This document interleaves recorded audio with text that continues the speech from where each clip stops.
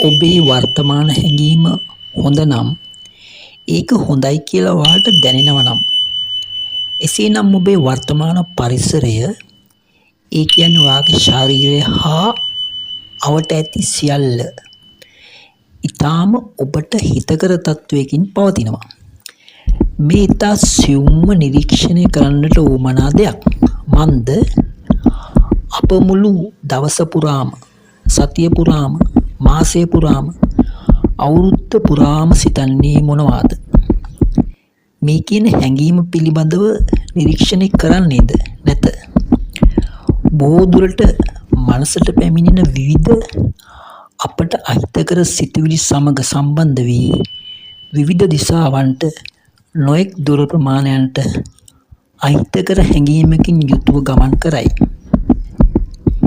එහිදී ඔයාගේ ශරීරයට හා අවට ඇති සියල්ලම ඔබට අහිතකර තත්වයකින් පවතිනවා. මේකී තත්වය වහවහ වෙනස් විය යුතුයි. ඔව්, අප විසින් උත්සාහ කොට එය වෙනස් කරගත යුතුයි. ඔබේ සිතුවිලි පිළිබඳව අවදියෙන් සිටින්න. ඔබ ඔබටම පිහිටක් වන්න. නරක සිතුවිලි වලට යන්නට දෙන්න. හොඳ සිතුවිලි සමග බැඳී සිටින්න. ස්තුතියි.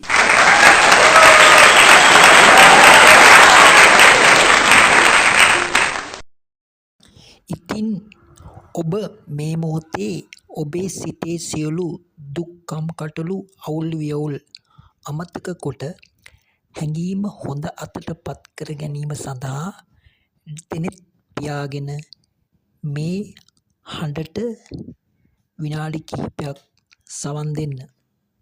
3, 2, 1